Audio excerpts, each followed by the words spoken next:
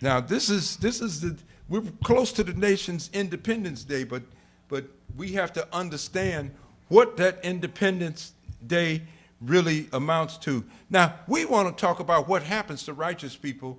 What's the first thing that happens when you accept the message of a messenger in any dispensation, but especially in this end time? The first thing that happens is the whole universe don't go into a dance to celebrate. The first thing that happens is persecution. The Honorable Elijah Muhammad said the first thing that's coming is persecution. But where does it start? It's so close to you, it's unimaginable how close it is. Somebody you grew up with that never talked about the Bible, didn't know the Quran exists, you join Farrakhan, all of a sudden they know why you shouldn't be with him. Come on, we got to bring it home now. All of a sudden somebody, I didn't know you knew nothing about religion. You never talked about Sunday school. You never talked about church. You never talked about God, Jesus, or nothing. Now all of a sudden I have taken this step and now you know everything about religion. To the degree that you can tell me what's the right one, what's the wrong one, you got no scholarship, no credentials, or nothing. And the Quran puts it like this: you're speaking from hearsay and conjecture. So the persecution has already started just through your acceptance of it. And we find this in the histories, and you find it today when you accept this truth that has come. Look at the Quran. Let me see if I got that slide. I want to go first to here, called Fighting in Defense.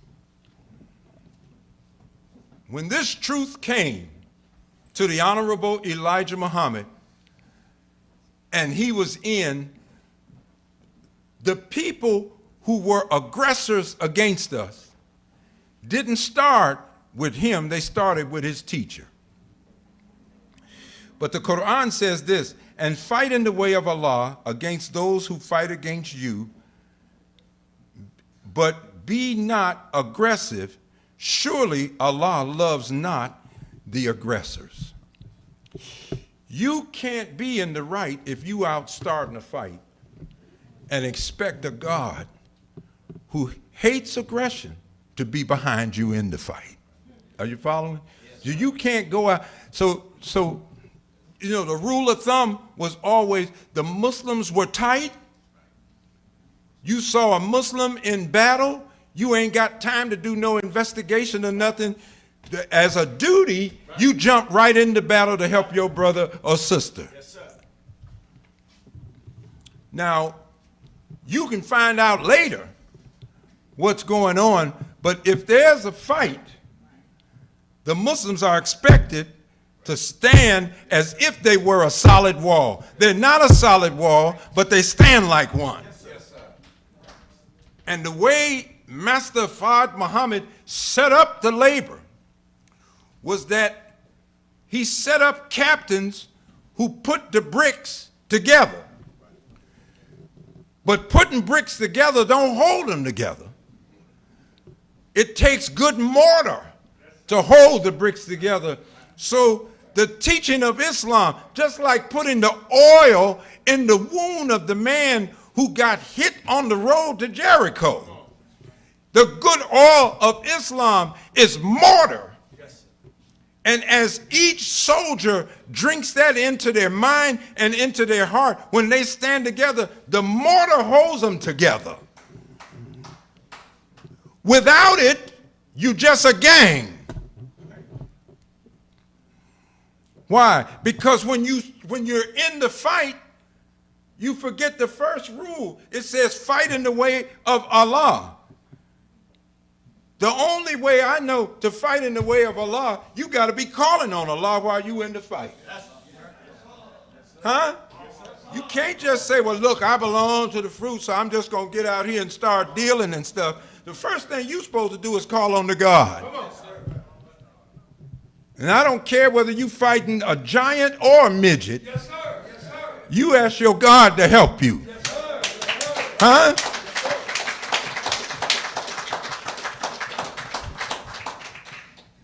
because persecution will come. So I'm focusing on that today because, you know, we getting near a time that Brother Jabril said, the last step of the enemy before physical attack will be slander.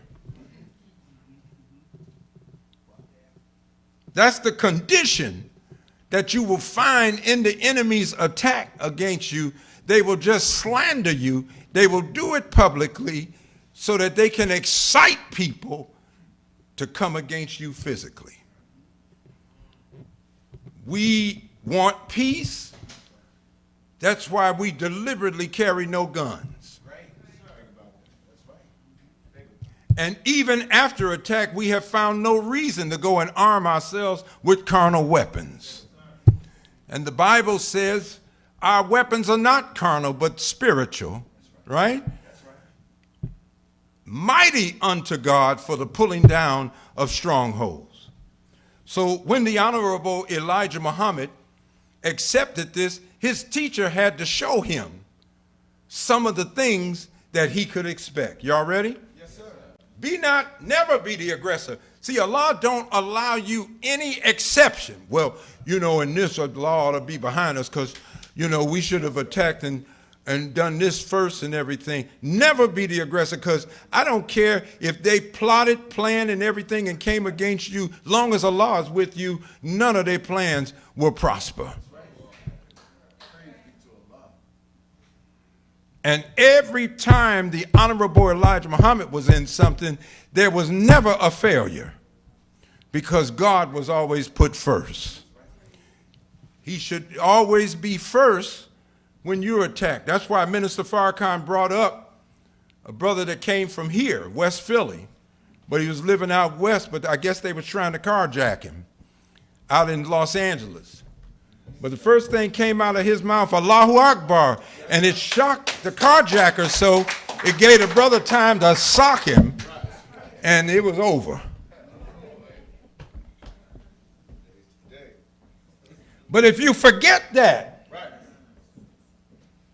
and you don't go by the way of the Honorable Elijah Muhammad, it could be costly. When they were going to hurt some of us, and the minister met with the gang leaders, and the gang was so old that the young men sitting in front of the minister had a man sitting behind him who was a gang member. He was 63 years old. Remember, the minister told us about that. And when the young men started talking, they talked about hurting some of the brothers. The minister said, well, brother, if you hurt some of the FOI, there's going to be retaliation. He said, Minister Farrakhan, everybody around you ain't with you. The minister stopped him right there, told everybody to come closer. Listen to what this young man is saying. Why? Because if you don't want to live by the law that the Honorable Elijah Muhammad gave us, then he was showing these men on the street, there's the law of the jungle. So what's the difference? If you're among us, and you steal from us, and we catch you stealing from us, the worst that can happen is you get 90 days out. Get with your God. On day 91, unless some other grave crime has taken place, we're duty bound to receive you back in the community. Why? Because here the law is tempered with God's mercy. But if you live the law of the jungle, the asphalt jungle, and you steal from them, we'll be coming to your funeral, because they don't have no mercy in their law out there. Are you listening to me now?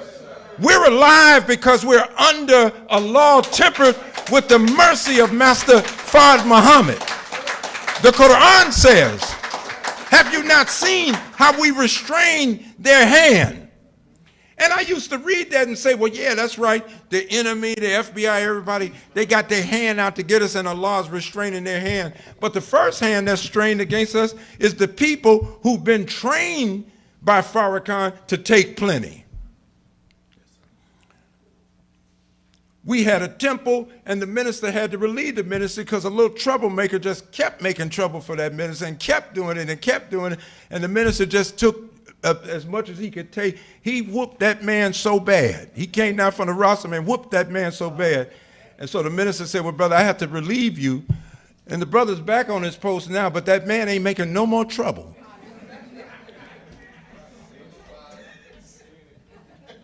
And I mean, he whooped him. Kicked them all up and down and everything. When that thing was over, not only is he not making no trouble, others that thought about making trouble decided, you know what? If you don't like us, it's just better to leave. And you can come on back when you have a better mind and spirit, but the house is set up for peace. It's not set up for disorder. The house is set up so that everyone here you can't develop under a whole bunch of hostility. You can't develop under adverse conditions like that. You can train up on it, but you can't develop like we need to develop. You need peace to do this.